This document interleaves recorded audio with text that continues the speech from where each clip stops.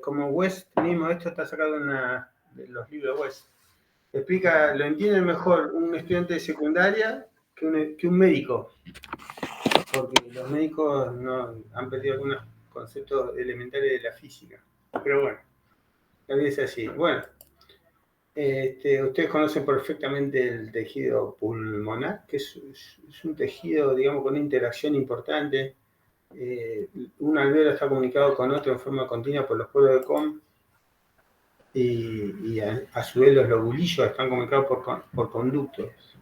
Lo que hace un tejido, digamos, donde el aire puede fluir, digamos, no libremente, pero puede fluir de un espacio alveolar al otro.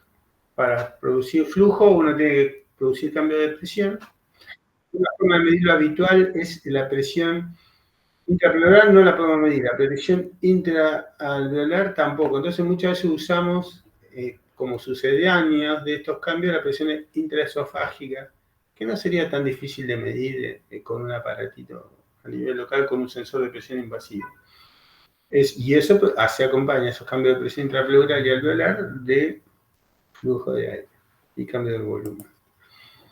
El objetivo, obviamente, lo sabemos, esta la sabemos todos, es ingresar oxígeno y exhalar anhídrido carbónico.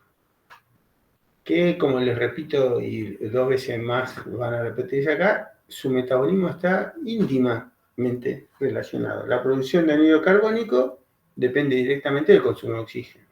O sea, no, ustedes no se olviden de esa interdependencia continua entre CO2 y oxígeno. No hay otra posibilidad. Entonces, para entender todo esto, tenemos que entender la ventilación alveolar y la cuestión de la difusión de los gases.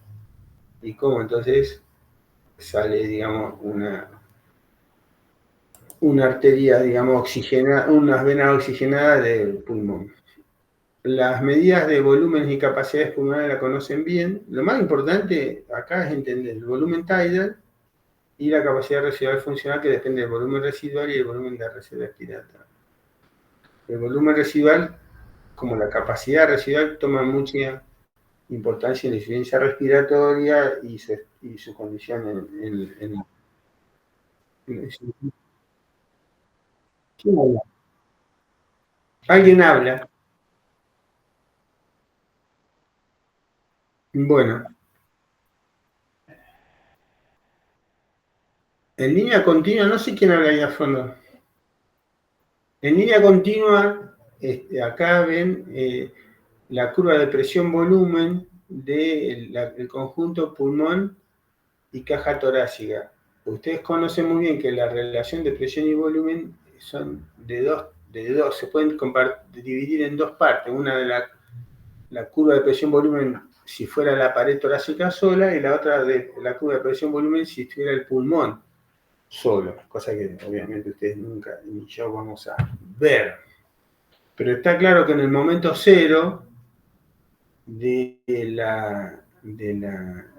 estado de reposo, al final de la expiración, como miran acá las presiones, la pared torácica está en presión negativa aún y el pulmón en presión positiva. ¿Entienden? Todavía hay posibilidades de retracción pulmonar en este punto y todavía hay posibilidades de expansión del tórax en este punto de equilibrio cero al final de la expiración. ¿Se entiende? De esa manera, cuando se produce el neumotórax, ingresa aire. ¿Por qué ingresa aire? Porque la caja torácica se expande y el pulmón se colapsa porque pierde el equilibrio con la presión pleural. Entonces, esa tendencia a la expansión de la caja torácica en el punto cero del final de la expiración es producto, digamos, de ese momento de la caja torácica aún en expansión, lo que se traduce en una presión negativa pleural y una presión positiva adentro del pulmón. Eso hay que entenderlo bien. Cuando uno ventila, lo que ocurre en el preciso momento antes de comenzar la inspiración, que tiene una presión intrapleural negativa de -5, por ejemplo, acá, y una presión alveolar equilibrada con la presión atmosférica, por lo tanto, sin flujo, no flow. Cuando uno mueve la caja torácica por el movimiento del diafragma, produce una expansión del tórax que produce una presión más negativa aún intrapleural y el ingreso de aire, ¿entiendes? Porque la presión alveolar se vuelve negativa con respecto a la presión atmosférica y eso produce el flujo de aire en volumen Tyler, estamos hablando, ¿cierto? Es muy importante entender estas cosas porque después se hacen líos. Y lo que ocurre, lo que produce movimiento de aire es esa presión transmural o transpulmonar. O sea, si yo tengo que generar esa presión negativa, por ejemplo acá dice tengo -8 intrapleural, -1 alveolar, eso genera una diferencia de 7 de centímetros de agua para producir el ingreso de 500 mililitros dentro de la caja torácica. ¿Estamos? O sea, hay una generación de trabajo por movimiento muscular y se produce la presión negativa intrapleural, la creación de una diferencia de presión transmural y flujo. ¿Se entiende? Digamos, le digo, chicos, cualquier cosa deténganme en algo clave con respecto a estas cosas porque son muy importantes. Y nosotros, digamos, los espacios ventilados se pueden dividir en dos partes. Una, que no va a producir intercambios, que son de las vías aéreas superiores y bajas, y donde se produce intercambios son los alvéolos y los bronquiolos funcionales, con saquitos alveolarios a los costados.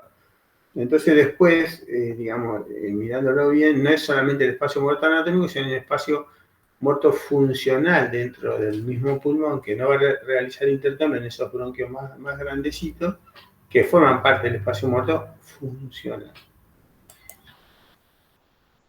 En un volumen Tidal de un varón de 70 kilos, entonces aproximadamente van a ingresar 500 mililitros por cada ciclo respiratorio, de los cuales 350 mililitros van a ir a perderse, vamos a decir, no realizar intercambio en el espacio muerto fisiológico o anatómico, como lo quieran ver. Los desplazamientos son muy pequeños, porque, como yo les cuento siempre lo mismo, si bien la ventilación alveolar es de 5 litros minuto, 5 litros y pico, el volumen alveolar es de 3 litros, al menos. Entonces, si uno realiza un intercambio de 350 mililitros por volumen tidal, solamente mueve una décima parte o una octava parte del volumen alveolar total. No intercambiamos todo el oxígeno, todo el CO2 en cada ciclo respiratorio, sino vamos produciendo pequeños aumentos de las presiones de oxígeno y una pequeña disminución de las presiones parciales de CO2 en cada ciclo. No es un todo nada. Bueno, así que es como se llaman las cosas, que eso ya no necesito explicárselo a ustedes porque son bárbaros. Un concepto importante es el cálculo del espacio muerto funcional a través de un gas. En una prueba única, yo le doy a usted un gas marcado, por ejemplo, con radioisótopo, y le digo, largue el aire. Bueno, en un volumen tidal común, yo puedo ver, digamos, que es la primera parte de la eliminación, se hace con poca concentración de ese gas marcado y después con el tiempo se va achatando la curva hasta no haber más que ese 100% de eliminación continua, que se están vaciando los alvéolos. Ese porcentaje, digamos, que se puede analizar matemáticamente del gas exhalado, es exactamente una relación directa con el espacio muerto. Lo que sucede es que nosotros no usamos un gas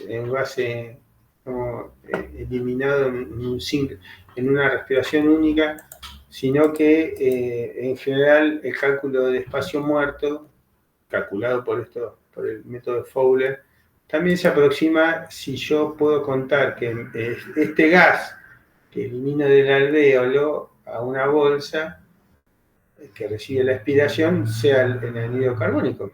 El anhídrido carbónico, ¿por qué el anhídrido carbónico? Porque nosotros sabemos qué presión parcial de anhídrido carbónico tenemos en la arteria, que es aproximadamente la misma que la alveolar. Entonces, de acuerdo a ese CO2 expirado, yo puedo saber cuánto de ventilación alveolar ocurre en esa ventilación tidal. En cada ciclo respiratorio hay un porcentaje de vaciamiento de CO2 desde el alveolo que no está en la vía aérea, porque la vía aérea es más aire que alveolo, entonces puedo hacer una estimación de espacio muerto funcional midiendo CO2 arterial y exhalado, justamente por la ley de conservación de las masas. Entonces hay una relación directa, una igualdad entre la presión alveolar de CO2 por la ventilación alveolar y la presión exhalada de CO2 por el volumen tidal. O sea, la cantidad de CO2 total va a ser el mismo, no importa lo que miden ahí matemáticamente. Entonces esta relación entre CO2 exhalado y el CO2 alveolar, que equivale al arterial, puede hacer esta relación del volumen de espacio muerto con respecto al volumen tidal total. Esa proporción, esa razón es paralela a la diferencia de presión alveolar o arterial de CO2 menos la presión expirada de CO2 sobre la presión alveolar o arterial. ¿Qué sucede? De DBT se llama esta estimación de la relación de espacio muerto, digamos que estima el espacio muerto, está buenísimo, solamente que nosotros no tenemos el CO2, no medimos en una bolsa de Douglas, se llama el método más común y sencillo para medir CO2, pero se podría estimar en una forma no tan compleja, ¿no? El espacio muerto funcional real del paciente. Lo otro importante que yo les contaba era el volumen residual, es el aire que queda después de una exhalación máxima, y es vital, porque el volumen residual, la capacidad residual funcional, digamos, para la persona que está ventilando tidal, es mantener los alveolos abiertos. El trabajo para mantener los alveolos abiertos es importante, muy importante para la fisiología respiratoria. A bajos volúmenes o con pérdida de surfactante, los alveolos se colapsarían, digamos, por ejemplo, por reabsorción de aire, o sea, esa mezcla gaseosa que hay en el alveolo, y el vaciamiento de los pequeños alveolos hacia los grandes alveolos. Por tensión de superficie, les digo, los pequeños alveolos hacia los grandes alveolos, por la ley de Laplace, como ustedes conocen perfectamente. Pero, ¿qué tenemos nosotros? El surfactante, que son anfipáticos, o sea, se rechazan entre sí, están las colitas ahí, el film de surfactante, que básicamente es fosfatidilcolina, diparmitidilfosfatidilcolina, como el 70%, y de esa manera uno mantiene, digamos, no se va a pegar una pared alveolar a la contraria del otro lado. O sea, esa tendencia a apertura alveolar depende mucho de la presencia del surfactante. Entonces, de esa forma se rechazan y mantienen los alveolos abiertos. En los grandes alveolos, al revés, la viscosidad del surfactante evita la sobredistensión. Entonces, ese emparejamiento entre un alveolo y otro depende mucho de la presencia del surfactante, para prevenir el colapso y para prevenir la sobreexpansión.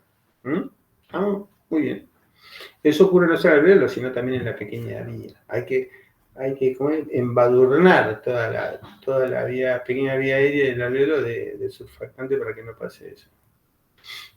Y se empareja obviamente la distribución. Pero también es importante que se entienda que, como explica las vías respiratorias, alveolos no son como un racimo de uvas que cuelga, y no son esferas, sino son polígonos interdependientes, con paredes planas entre alveolos adyacentes. También están canales que permiten ese flujo de aire de un lado al otro, y que es lo que va a prevenir el colapso alveolar. Inclusive cuando uno mira las formas de los alveolos son distintas. Cuando uno ventila por presión negativa, como está acá arriba, uno hace presión negativa pleural, entonces los alveolos más gorditos son los subpleurales, como ven acá. En cambio, cuando uno ventila por presión positiva, al revés, los espacios alveolares subpleurales tienden a colapsarse con respecto a los centrales. Y el otro mecanismo es lo que se llama colapso de la pequeña vía. Durante la exhalación, los bronquiolos se colapsan, no tienen pared sólida, entonces ese colapso de la pequeña vía aérea, lo que permite también tener alvéolos y sacos alveolares abiertos. O sea que está el surfactante y el colapso de la vía aérea hacia el final de la expiración, que hace que se pueda mantener el alveolo expandido. Si sería esta, el tejido abre los bronquios cuando inspiro, se tienden a cerrar los pequeños bronquios sin pared sólida cuando estoy expirando. Eso produce, digamos, el alveolo abierto. Otro mecanismo diferente, pero no se lo voy a contar, es cuando uno hace una expiración forzada y hay un momento que la vía aérea se tiende a colapsar durante la expiración forzada, que es distinto que la apertura de la vía aérea volumentaria. También nos encontramos cuando vemos esta función elemental con la estéresis. La estéresis es causada por el surfactante y el colapso de la pequeña vía. De esa forma, cuando nosotros ventilamos aire, una curva es la curva de presión-volumen en inspiración y otra en expiración. Hay una distancia, una histéresis, digamos, entre las curvas de presión-volumen inspiratoria y expiratoria, que dependen de esa presencia de surfactante y que permite este reclutamiento, vamos así, lento de alvéolos con baja presión y la mayor presión relativa con respecto al mismo volumen, mayor volumen, la misma presión durante la expiración. Eso es si uno ventilara con solución salina, como muestran acá, es un experimento en gatos. Vamos a ver, creo que era de Weston. Si no tenemos surfactante y colapso de pequeña vía, no tendríamos esa diferencia entre presión-volumen inspiratorio y presión-volumen expiratorio. Por lo menos recuerden discretamente que eso depende de lo que les expliqué recién. Es algo, es consecuencia de esa permanencia de volumen a la misma presión dentro del pulmón durante el mismo momento, digamos, como se refiere a la misma presión, tengo más volumen en el pulmón en inspiración, sin gastar trabajo, simplemente por estos dos mecanismos que yo le contaba. El surfactante sería más, entre comillas, esto, ¿no? Más responsable de la porción inspiratoria del bucle, y el colapso de la pequeña vía aérea más responsable de esas mayores presiones, mayores volúmenes a la misma presión en expiración. Esto también se llama reclutamiento, digamos, esa apertura alveolar espontánea, sin presión, que produce la presencia de surfactante, o lo que produce básicamente un alveolo no colapsado. Un alveolo colapsado no produce la misma curva de presión volumen. Y cada alveolo debería tener su propia... Sí. Bueno, otra curva importante de función pulmonar que tienen que conocer, la adaptabilidad pulmonar, que es lo contrario a la distensión. O sea, una adaptabilidad normal, que es la diferencia diferencia de volumen sobre la diferencia de presión alveolar y pleural. Mientras mayor volumen tengamos a menor diferencia de presión, quiere decir adaptabilidad importante, y lo contrario. Cuando uno lo mira en pacientes con enfermedad, por ejemplo, el enfisema aumenta esa adaptabilidad pulmonar porque hay menor resistencia en el tejido a la expansión. En cambio, los obesos, con una caja más difícil de manejar y un momento de diafragma más difícil, produce una disminución de la adaptabilidad o compliance pulmonar. ¿Se entiende? Lo interesante es que el enfisema es una causa pulmonar de cambio de adaptabilidad, en cambio los obesos es una alteración de caja torácica, ¿no es cierto? Y una pregunta importante es sobre cómo se distribuye una ventilación alveolar durante un ciclo respiratorio común. Cuando uno lo mira por radiación, como sería acá, vería que entra más aire. No se olviden de estas cosas, chicos. Entra más aire en las bases pulmonares que en los vértices, como ven acá. Entra más aire en las bases que en los vértices. Entonces, eso es muy importante, esas diferencias de flujo de la parte superior con respecto a la parte inferior. Esa diferencia de distribución de aire son productos de cambio de presión intrapleural. En el pulmón, en la columna pulmonar en reposo, nosotros sentados o parados, el peso pulmonar, una cuestión hidrostática sencilla, hace que la presión pleural sea menos negativa abajo que en los vértices, en la base que en los vértices. Entonces, eso hace que uno está dentro de la diferencia de la curva de presión-volumen, esté en una mejor situación en las bases que en los vértices. Vamos a decir que los vértices están relativamente más hinchados, los alvéolos, con más presión intrapleural, con menos presión intrapleural está más hinchado ese alvéolo con respecto a los basales que están tendiendo al colapso. Pero ¿qué pasa? Cuando yo genero presión negativa dentro de la pleura, en el trabajo respiratorio normal, la diferencia de presión que voy a ocasionar en las bases va a ser mucho mayor que en la pleural. Por eso hay más flujo hacia abajo que hacia arriba con respecto al movimiento de la masa de aire hacia los pulmones. Se crea una diferencia de presión transpulmonar mayor en las bases que en los vértices, en las zonas basales. Cuando una persona está ventilando a bajo volumen, se invierte esa relación. O sea, no ganas nada, vamos a decir.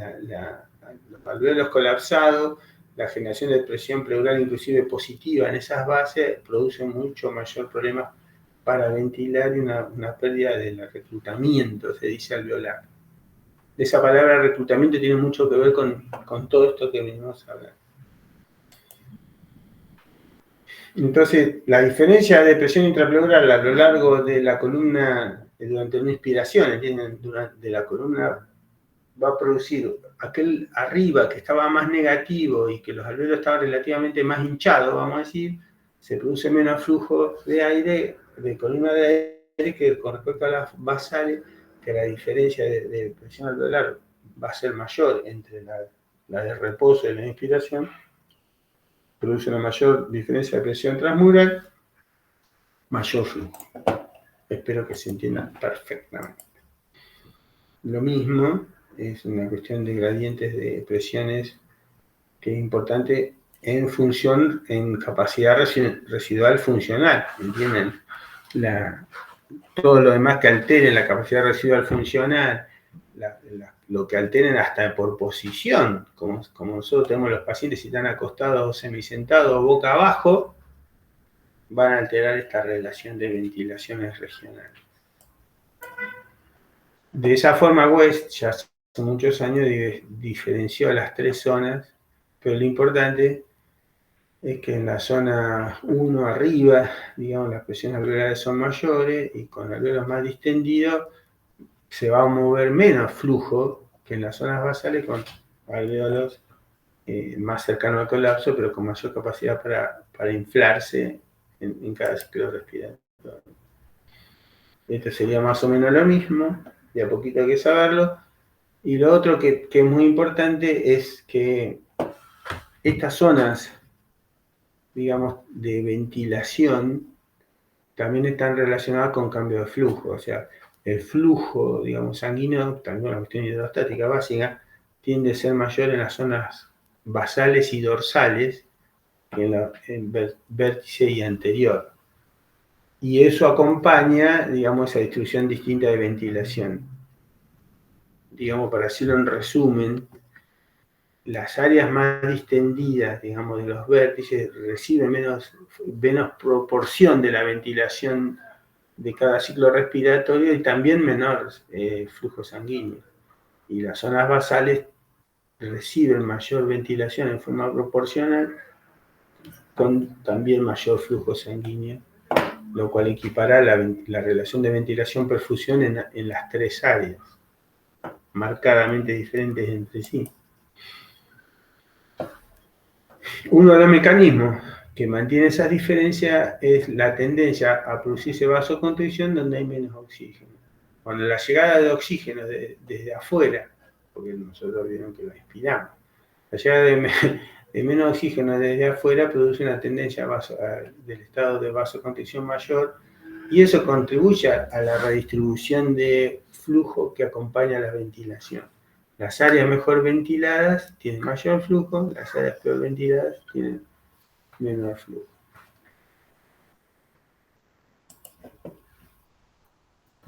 Bueno, y la ventilación alveolar es importante tomarla, digamos, como el concepto, cómo se hace esta ventilación alveolar, cuánto va a llegar de oxígeno a esa mezcla de aire que va a terminar produciéndose en el alvéolo, desde el aire seco hasta el aire inspirado, donde se agrega presión de agua, y en el alvéolo donde se le agrega CO2 arterial, como ven acá. Como la presión total, digamos, de la presión barométrica es la misma, 760, sí o sí, si yo le agrego un gas, la presión parcial de oxígeno tiene que bajar. O sea, yo a medida que agrego más gases, esa es otra ley de los gases, a medida que yo mezclo más gases, disminuye la presión parcial de cada uno de ellos. Entonces, en la presión, normalmente nosotros tenemos casi muy mayoritariamente oxígeno y nitrógeno solamente. Cuando comienza a producirse el intercambio con vapor, baja la presión parcial. Cuando se agrega CO2 en el alveolo, baja la presión parcial de oxígeno, que era de 150, para decirlo en un número redondo, en el aire seco, al inspirarse, llegó a 100 en el aire alveolar. ¿Por qué el aire expirado no coincide con el alveolar? Por el agregado de espacio muerto. Entonces, como hay agregado de espacio muerto, la presión de CO2 no es 40, sino es menor, y la presión de oxígeno es mayor, porque esa no realiza el intercambio. Ese degradé, vamos a decir, que lleva de la presión parcial de oxígeno del aire inspirado al alveolo, es un concepto muy importante para entender. Siempre se toma a nivel del mar, los famosos 21% de 760, y cuando atraviesa la vía aérea, la humidificación produce la primera gran caída de la presión parcial de oxígeno, donde va a volver a caer cuando se agregue vapor de agua. Ahí tienen la cuenta, entonces la fracción inspirada de oxígeno ya pierde, digamos, 47 milímetros de mercurio. Siempre la proporción es la misma, ¿no es cierto?, de oxígeno. También el agregado de... va a ser importante el agregado de anhídrido carbónico. ¿Qué pasa también? Esto va a ser importante también. ¿Qué pasa también? Yo, cuando mide el contenido arterial de oxígeno, debería ser la misma la cantidad de presión parcial de oxígeno que tenía en el alvéolo. Pero hay una pérdida de oxígeno del alvéolo a la arteria que excede, digamos, la pérdida por agregado de vapor de agua y agregado de CO2, que es el shunt. No todo el oxígeno que pasa por las arterias pulmonares y vuelve por las venas pulmonares se oxigena. Inclusive, por decirles rápido que es fácil, toda la circulación del árbol bronquial que no recibe intercambio gaseoso no recibe oxígeno, entonces forma parte del shunt. Inclusive algunas saltos, digamos, la circulación capilar por vasos más grandes, digamos, a nivel intrabronquial, también produce efecto shunt, se llama, o sea, un poquito, digamos, en distintos lugares de sangre que no pasó por el alvéolo, que va a volver a las cavidades derechas a las cavidades izquierdas del corazón sin haber realizado intercambio. Eso es shunt. Normalmente hay un poquito de shunt. El contenido alveolar de oxígeno es mayor que el contenido arterial de oxígeno por shunt. O sea que la diferencia entre el contenido alveolar y arterial de oxígeno es por shunt. Hay una tolerancia normal de 5 o 10 puntos de pérdida de presión parcial de oxígeno del alvéolo a la arteria por esos salteos, digamos, de sangre que no realiza intercambio, como por ejemplo la circulación venosa coronaria. Así que siempre, no es que nunca hay oxígeno, shunt, el tema es la proporción de esa caída. Por eso siempre hay que conocer, tener en la cabeza el efecto mezcla, digamos, o sea, la presión alveolar de oxígeno. ¿Cuál será? Bueno, no es tan difícil saber cuál es la presión alveolar de oxígeno, hay que hacer una cuentita muy sencillita, que es hacerle perder al oxígeno inspirado el agregado de vapor y CO2. Acuérdense que la CO2, la presión de CO2, está íntimamente relacionada con el consumo de oxígeno. Así que eso no necesito... bueno, si quieren les explico esto de esa relación fija entre producción de CO2 con consumo de oxígeno depende de un cociente respiratorio, es una proporción, digamos, una ración normal, digamos, de 0,8 de acuerdo al metabolismo equilibrado de grasas, azúcares y aminoácidos. Pero ese 0,8 se incrementa cuando se consume el metabolismo fundamentalmente de grasas y disminuye a 0,7, llega a casi 1, 0,9 largo con grasa y a 0,7 cuando se metabolizan azúcar. ¿Por qué? Porque la presión alveolar de CO2 también va a ser mayor, de acuerdo al consumo sea mayor la producción de CO2 sea más dependiente de hidratos de carbono o de lípidos. Pero el cociente respiratorio en una dieta equilibrada o normal o común, en cualquier área de guardia, terapia, lo que sea, es aproximadamente 0,8. Cuando uno divide por 0,8, les cuento, lo multiplica, o sea que la CO2 alveolar es mayor que 40. Entonces la ecuación de los gases, haciéndolo todo bien, es 760 menos 47 por 21 menos la presión arterial de CO2, que es 40 sobre 0,8. O sea que le da 100. La CO2 pasa rápido, se mezcla enseguida, y la CO2 alveolar se puede, sí, en este caso, equiparar a la alveolar. O sea, sí podemos decir, otra idea que tienen que tener claramente, sí puedo decir fácilmente que la CO2 alveolar es igual a la CO2 arterial, no, porque justamente está en el alveolo, ha difundido en forma adecuada en general, ¿no es cierto?, en el gran común de los casos, y entonces puedo decir que es casi exactamente lo mismo la presión parcial de CO2 en los alveolos, que es donde estamos ventilando, con respecto a la arterial. No así la presión parcial de oxígeno alveolar, que es un poco mayor siempre que la arterial. Siempre hay un poquito de shunt. Una idea muy importante para ver cómo ventila el paciente es la CO2 expirada. La CO2 expirada tiene una forma así, de 4 etapas: el comienzo del vaciamiento del espacio muerto donde hay poco CO2, el aumento de la CO2, o sea, cuando se va incrementando el compromiso de oxígeno que viene, de CO2 que viene de los alvéolos, hasta que se va equilibrando sobre el final de la exhalación, de la expiración.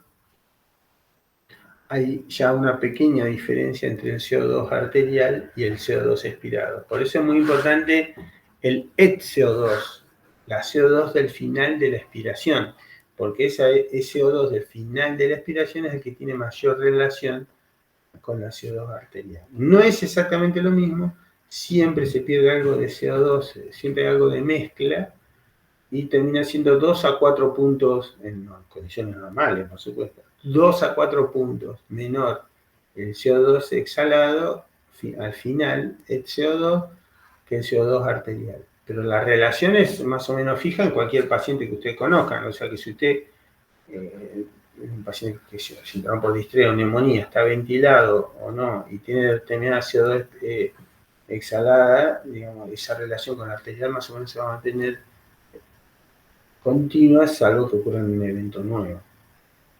Y lo otro, que se usa mucho la CO2 expirada en la reanimación, en la RCP.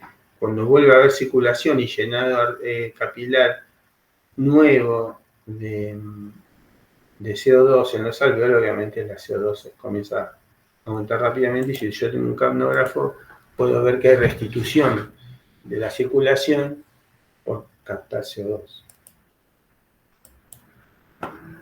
Bueno, lo que viene acá es el A menos A, como yo le contaba, es una cuestión de esa diferencia, de ese efecto Jung que siempre hay.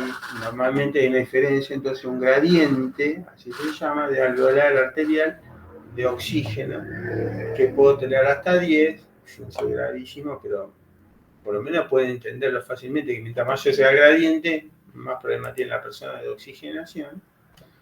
O sea que ya hay una caída de gas alveolar a la arterial por problemas de difusión, por problemas de pequeños shunt, y finalmente cuando llegan a la mitocondria que tiene 18 de presión parcial de oxígeno en la mitocondria.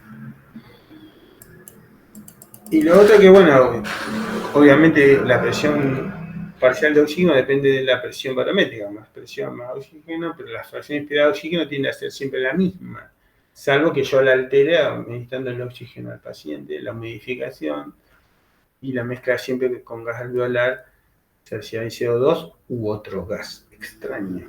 Los límites en difusión son importantes cuando hay enfermedad y aumento de la circulación pulmonar con menor tiempo de pasaje capilar alveolar, puede producirse un problema importante. Por supuesto, el agregado de sangre, o sea, mientras menos oxígeno vos tengas volviendo de la circulación general, más problemas vas a tener para saturar. Y el dióxido de carbono, obviamente, la producción del dióxido de carbono depende de la producción, de cómo está tamponado por el sistema de bicarbonato y a nivel de los glóbulos rojos. Ustedes saben que los glóbulos rojos son importantísimos para el transporte de oxígeno y también del dióxido carbónico. Hay menos problemas con difusión con la CO2 y con la mezcla alveolar porque la presión alveolar de CO2 termina siendo siempre muy parecida a la arterial. Y con respecto a la mezcla de espacio muerto, lo más importante es que nosotros sabemos que pueden afectar cuánto CO2 expiro con respecto a la arterial, y conocer esa relación de CO2 expirado con respecto a la arterial como una estimación de espacio muerto. Es importante saberlo, aunque uno lo pueda medir en forma directa. Bueno, y obviamente la difusión de los gases depende del área, los pulmones pueden ser un área grande, la diferencia de presión que hay entre un gas de un lado a uno y otro lado de la pared y la permeabilidad, la constante de permeabilidad de cada gas, que es mucho mejor de la CO2 que de oxígeno. Bueno, pero esto ya lo conocen, ¿cierto? Cualquier gas tendrá su propia cinética de pasar son independientes, el flujo de gas a través de la pared. En ese caso no es una cuestión de cuánto gas tengo de uno y del otro, sino de su propia constante de difusión. Como acá comparan óxido nitroso, oxígeno y monóxido de carbono. Cada uno con su curva de saturación, vamos a decir, que sí vale para el oxígeno. O sea, el oxígeno tiene un límite de saturación. El óxido nitroso tiene un límite de saturación.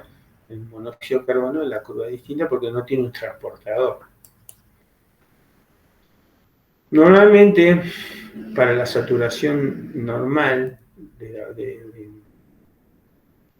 hemoglobina, alcanza el tiempo de sobra de 0,75 segundos para la sangre capilar para saturarse la hemoglobina de oxígeno. Cuando estoy en el ejercicio quedo más cerca del límite, ¿ven? Más cerca del límite de saturación. Entonces, si yo tengo problemas de saturación en la difusión o en la cantidad de tejido pulmonar disponible para el trabajo respiratorio, la posibilidad que el ejercicio produzca una limitación en la oxigenación cobra valor, si no, no. Pero no les puedo hablar todo porque nos vamos a volver locos. Siempre hay una limitación de perfusión que sobre todo explica la oxigenación de los tejidos. O sea,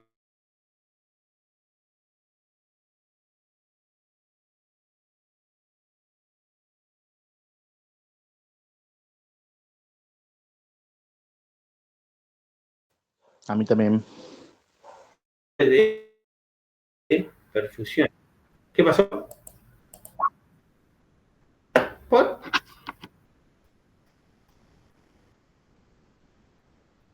¿Y cuándo se cortó? De internet debe ser. No sé, habrá hecho un salto. Bueno, también lo podemos charlar. Detener la presentación.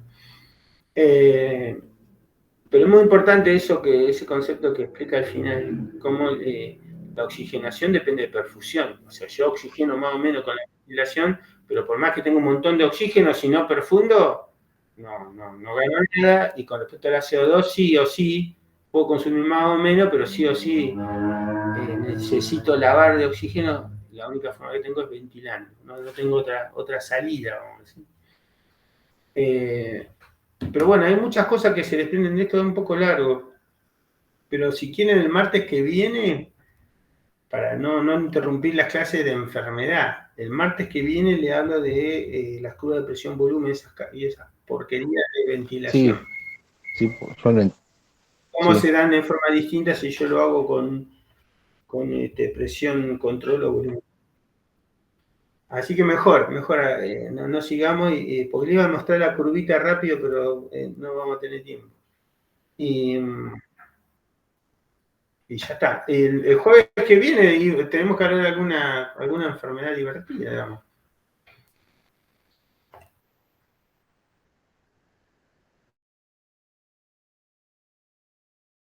sí, quedó ahí trabado.